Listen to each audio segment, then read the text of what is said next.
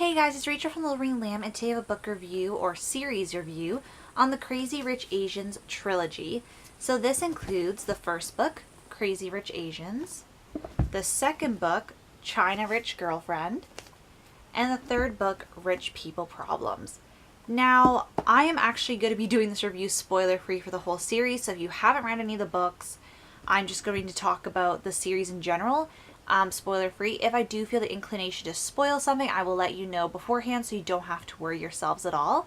And if you watch this review and you think like, oh, I'd like to hear your individual thoughts on the books, let me know and I'll see if I can make that happen. I'm not going to promise anything, but let me know if you'd be interested in something like that.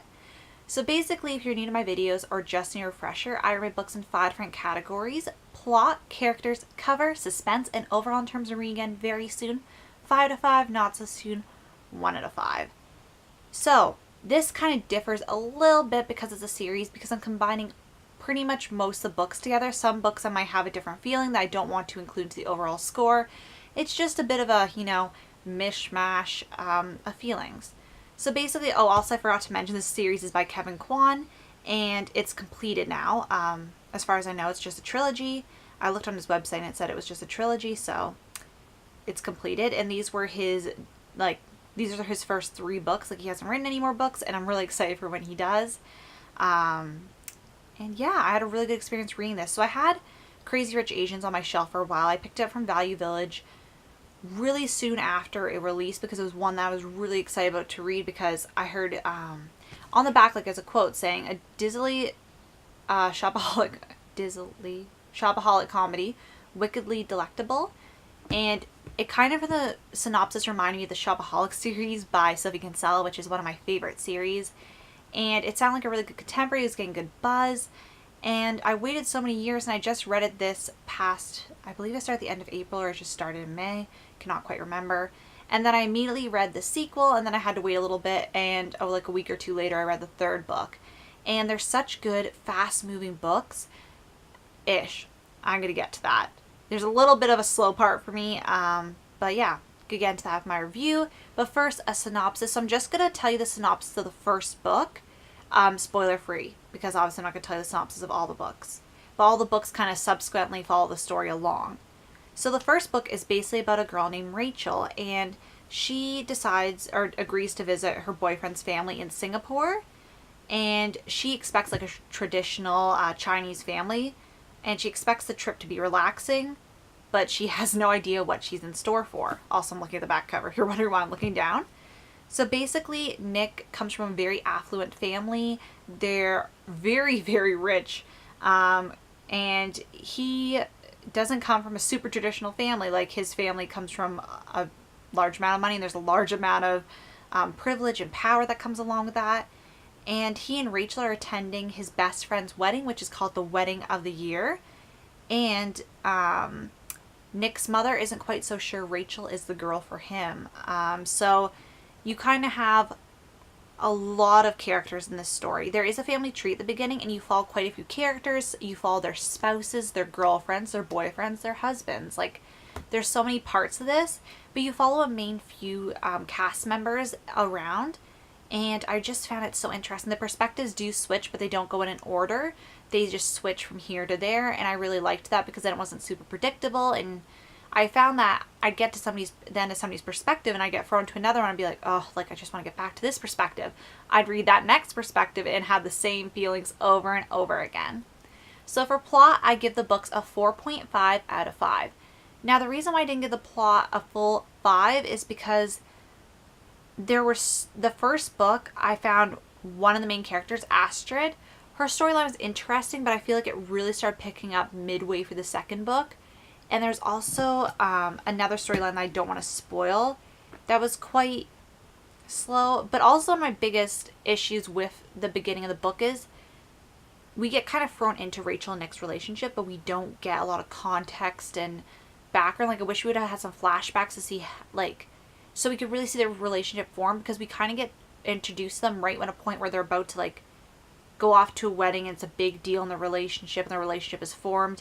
And I feel like we don't get a lot of background on that. We kind of just get thrown in oh, here's a situation, here's a relationship, they met like this. I would have loved to see that develop, almost have a prologue at the beginning of the book saying kind of going over the relationship and how it developed before we got into the story, or flashbacks throughout the story. I just found you just got thrown in like it was kind of a whirlwind there, and I really wish we had more time to explore that relationship, because that is the main relationship of the books that goes through. And there's so many interesting characters. This is a very satirical novel, and yeah, don't really know where I was going with that sentence, but it has a lot of funny parts, dramatic parts.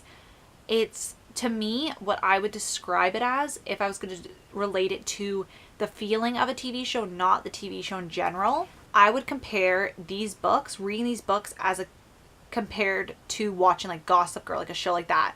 Like, it's so dramatic, but there's funny moments. You get to know the characters, and you just can't stop watching, because that show like has a very addictive quality when you first start watching it, and even throughout the series. But like, I felt the same with this. Like, there's so many moving characters. It kind of gave me that good like juicy, satirical, like funny, dramatic feelings, all that, and I really enjoyed that.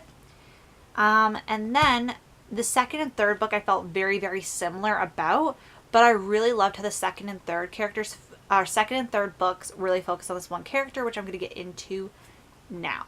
So characters, I give a 4 out of 5. Like I said before, I wish there was more character set up with Rachel and Nick's relationship, and also them individually as people. I found they didn't really develop fully until like the second and third book. But I really love the character of Kitty, who's in the story. I just loved following her character. Like, I just read a book about her. Like, she was very interesting. I loved her trying to rise up in society. I really loved Astrid's storyline starting like late second book.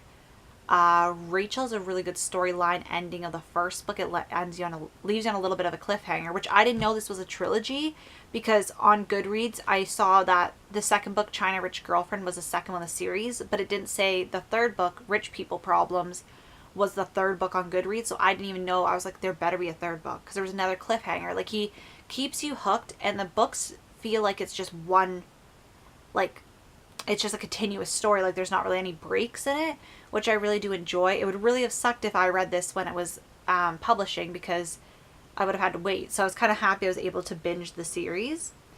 But I really did enjoy the characters. I felt like it took me a while to get to know them. And the cousin Eddie was just hilarious. Covers, I give the covers a 5 out of 5. I absolutely adore the cover. So this cover, I'm just going to show you here. This is the second book. It has a different cover. And the reason it does is because this one was on sale, and I was not going to pay more for a pretty cover. Unfortunately, I don't roll that way, but this is still a really pretty cover. Just I like the other ones in comparison.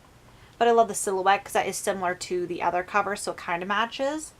And you find out who this character is. This is actually a character in the book. It's not just done for aesthetic details for the cover. I love the gold spine and the blue back. And then if you take off the dust jacket, it is just a white spine with a baby blue cover. And then I'm just going to put that down. And then I love the covers of the paperbacks so much. So this is the cover for the first book. And I love the silhouette so much. I love the blue contrast of the earrings, the orange, because those are complementary colors on the color wheel. So it's really aesthetically pleasing. I just love the silhouette so much. It's so pretty. And then I love the spine, and I love the blue, and I love the shopping bag detail on the back cover. It's one of my favorite covers. Then the third book I really love too. So I love the like silhouette again, or like, I don't, it's not really silhouette, because silhouette, I don't know why I keep saying silhouette. I think profile. That's what I was looking for. I love the profile. I love the red detailing. Her earrings are so pretty. I love how they had the big house because it's very significant in the plot. The cars. I love the yellow with the green and red, and just, it all pops so pretty. The spine's the same. And then I love the white and green contrast. I love this color of green. It's just really, really pretty. It's like emeraldy green, I would say. Or emerald green. I don't know why I had an E on the end of that. But yeah. And then suspense, I gave it a 3.75 to 4. Reason being is because each book took me about 100 pages to get in. Even though they had cliffhangers I want to keep reading, it took me a while to orient myself in the book again. And that was probably just me, but it did take me a while to get back. I had a little bit of adjustment period, but I'd say the second and third books took me about 50 pages to get in, which is still a lot for me because typically it takes me 20 to 25 pages to get into a book, if not sooner than that. Like, I don't take a long time typically, so when I do, I definitely do notice it. But these books, I just, like, I remember just, I have really good memories reading these books because I literally just relaxed those weekends, and I was really had my snack, and I like, oh, it was just great. It was just some great memories. I had nothing to do with the book or anybody else's reading experience. But I digress. Overall, I give the books a 4 out of 5. I definitely reread this trilogy again. Not only is it a fun trilogy to read, but also with the movie coming out, if there's like subsequent movies after that with the second and third books, if the first movie does well, I don't know if they're planning on ever making other ones because it is a contemporary series. Fingers crossed they do if the first one goes over really well. But maybe I'd reread that for like when the third book or third movie came out, for if they end up making that many. But also I'm really excited to see the movie. It was really cool because I finished the first book the day the trailer dropped. So I got to watch that on the day I finished the book, which was pretty cool. And I'm excited to see the movie this upcoming August. It looks like it's going to be really good. It looks like they've changed quite a bit, but I'm still excited to go see it. And yeah, I want to thank you guys so much for watching. Definitely let me know if you've read this trilogy before, and I'll see you guys later. Bye.